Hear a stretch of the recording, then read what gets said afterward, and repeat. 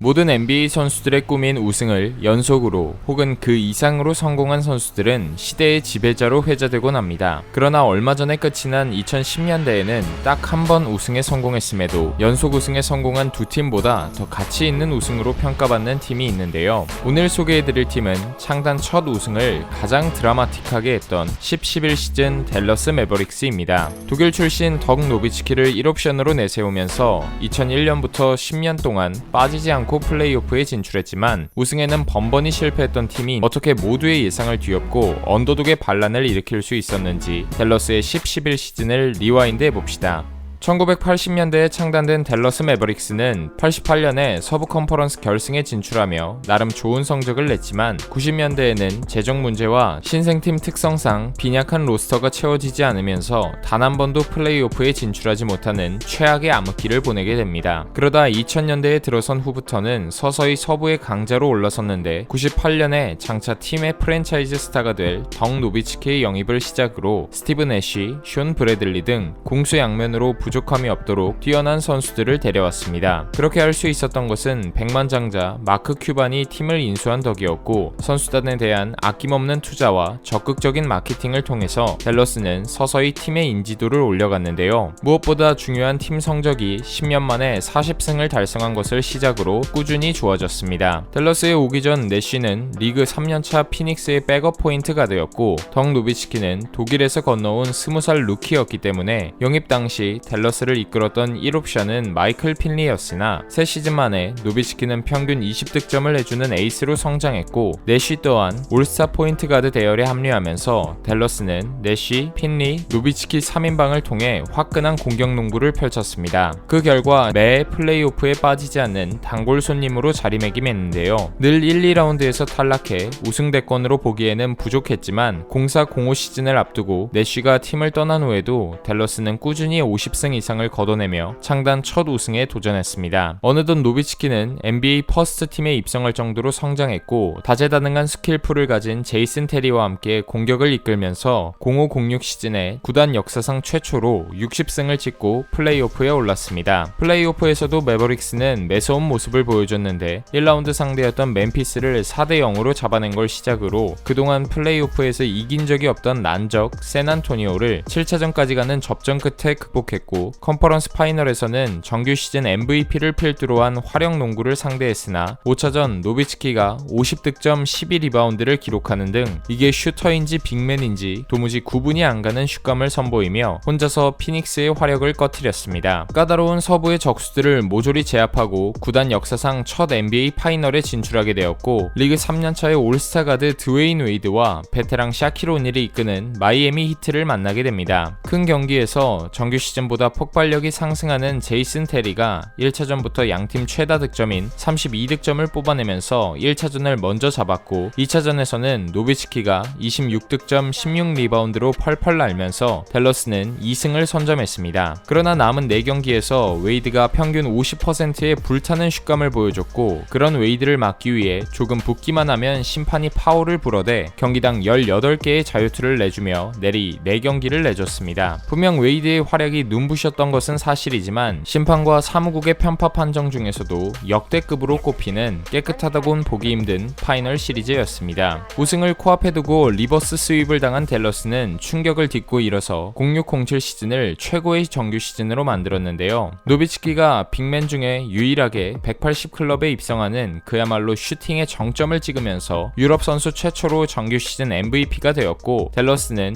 67승 15패로 팀 역사상 최고 승률을 기록하며 리그 전체 1위로 정규 시즌을 마무리했습니다. 하지만 플레이오프에서 문제가 생겼는데 1라운드에서 8번 시드 골든 스테이트 워리어스에게 2승 4패로 맥없이 무너지고 말았습니다. 원인은 댈러스의 주축 선수들을 꿰뚫고 있던 정 감독 돈 넬슨이 워리어스의 감독이었다는 것과 베런 데이비스, 스테판 잭슨, 제이슨 리처드슨의 빠른 스피드를 앞세운 공격을 따라가지 못한 수비진이었습니다. 역사적인 패배의 희생양이 되며 2006년과 2007 2007년 연달아 아쉬움을 삼킨 댈러스는 다시 대권에 도전하기 위해 당시 34살이었던 제이슨 키드까지 영입하며 갖은 노력을 기울였지만 다시 우승의 기회가 찾아온 것은 무려 4년이 지난 2011년이었습니다. 10-11 시즌을 앞두고 댈러스는 그간 고질적인 문제였던 센터 포지션 자리를 수비형 센터 타이슨 챈들러를 영입하면서 전력을 보강했고 짧은 시간 내에 챈들러는 완벽히 팀에 녹아들었는데요. 평균 더블더블에 가까운 활약으로 외곽을 걸어 잠그자 노비츠키는 내외곽을 자유롭게 드나들며 공격에 집중할 수 있었고 노장이었지만 경기 운영 능력만큼은 녹슬지 않았던 제이슨 키드가 경기를 지휘하면서 플레이오프가 기대되는 모습을 보여줬습니다. 그리고 서부 3위로 진출한 2011 플레이오프는 기승전 노비츠키였습니다. 1라운드 상대였던 포틀랜드 트레일 블레이저스를 4대2로 꺾은 것을 시작으로 2라운드에서는 3년 연속 우승에 도전하는 LA 레이커스에게 단 한 경기도 내주지 않고 짐을 싸게 만들었는데요. 4쿼터 승부처에서 노비츠키의 슛은 가솔이 팔을 쭉 뻗고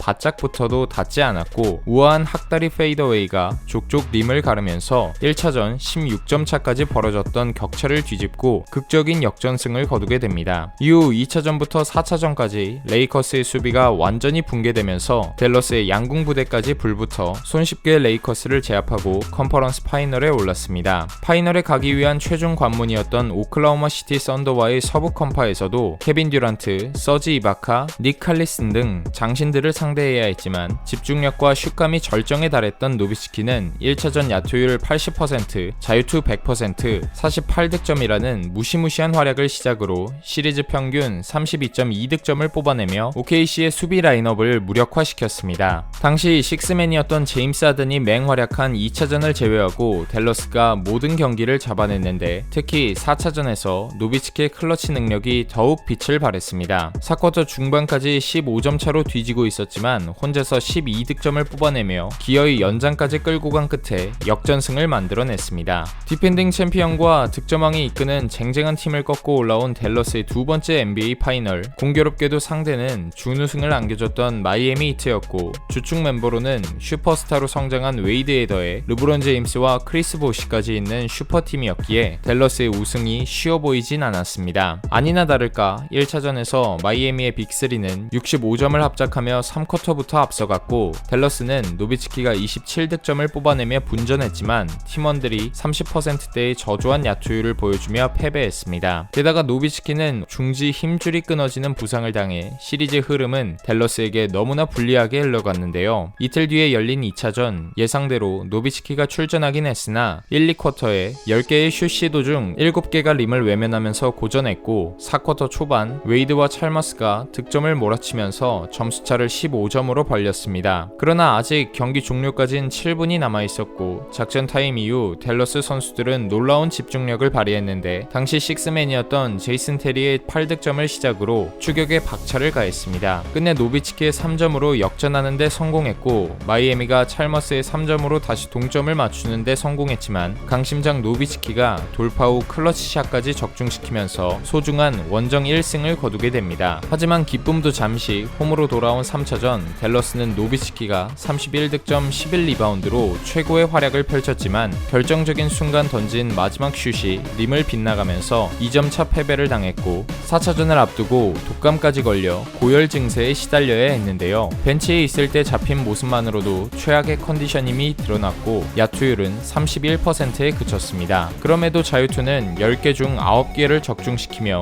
팀 내 최다 득점인 21점을 올렸고 벤치 자원들의 분전으로 4쿼터에 경기를 뒤집을 수 있었습니다. 반면 마이애미에서는 8득점으로 부진했던 르브론이 4쿼터 무득점에 그치며 잠잠했고 크리스 보시 역시 4쿼터 2득점에 그치며 시리즈는 2승 2패 동률이 맞춰졌습니다. 그리고 댈러스의 마지막 홈 경기였던 5차전 먼저 3승 우위를 잡기 위해 양팀은 필사적으로 경기에 임했고 리드를 계속 가져왔다 뺏기길 반복하며 팽팽하게 흘러갔습니다. 결국 균형을 깬 쪽은 시리즈 내내 4쿼터에 더 강했던 댈러스였는데 마이애미의 빅3는 4쿼터에 16득점을 뽑아낸 반면 댈러스는 노비츠키, 테리, 키드가 21득점을 합작해 클러치 타임을 접수했고 9점차 승리를 거뒀습니다. 6차전 벼랑 끝에 몰린 마이애미는 남은 두 경기를 잡아야 했으나 댈러스의 롤플레이어들의 활약을 막지 못했는데요. 에이스였던 노비츠키는 저조한 야투율로 살짝 주춤했지만 제이슨 테리가 따라 양팀 최다 득점인